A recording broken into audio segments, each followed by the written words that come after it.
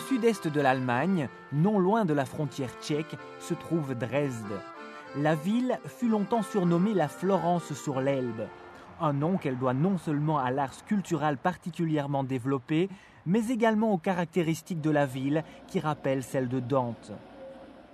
De magnifiques constructions baroques se dressent le long des rives de l'Elbe. Une visite nocturne de cette vieille ville vaut vraiment le coup d'œil.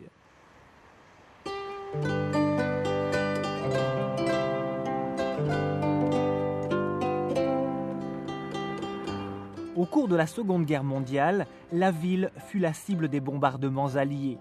On ne déplora pas moins de 100 000 victimes. Du splendide centre-ville, il ne restait plus que des ruines. Les habitants ne s'épargnèrent aucune peine pour restaurer les principaux monuments. Aujourd'hui encore, le sauvetage se poursuit, les rénovations n'étant pas encore achevées.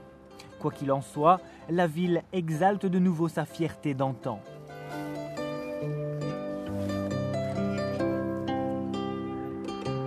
L'Elbe sépare la vieille ville de la partie moderne.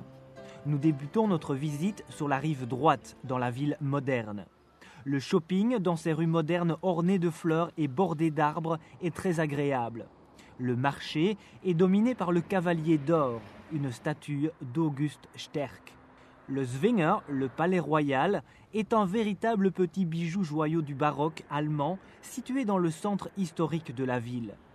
Sa vaste cour carrée mesure 107 mètres de large pour 116 mètres de long. Au Moyen-Âge, des tournois et des jeux y étaient organisés.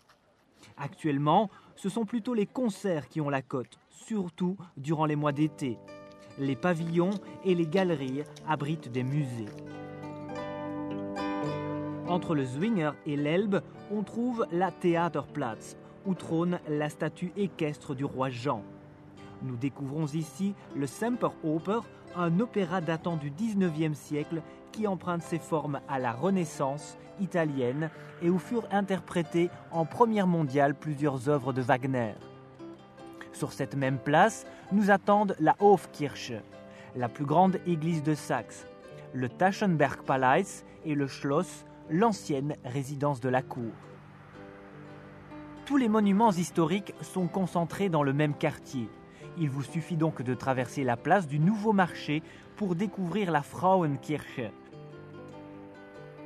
Non loin de là se trouve le Altmark, où vous pourrez admirer l'église Sainte-Croix et le Neues Rathaus, la maison communale. Ne manquez surtout pas la Auguststrasse, située dans les environs, vous manqueriez le clou du spectacle. Le Fürstenzug, une impressionnante fresque de 108 mètres de long, comptant 24 000 carreaux en porcelaine, qui illustre l'histoire des rois et des princes de Saxe sur une période s'étalant sur 900 ans.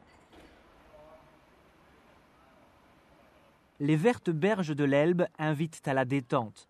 Rendez-vous sur la terrasse de Brühl, un petit parc reposant établi à la place d'une des portes anciennes de la ville.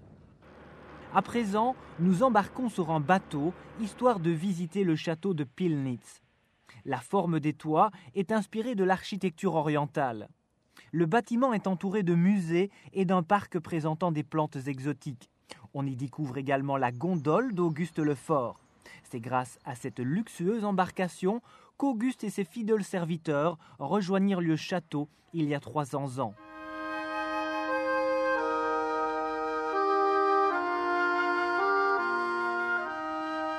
Comme vous pouvez le constater, Dresde est une ville surprenante. C'est pourquoi nous vous invitons à la visiter.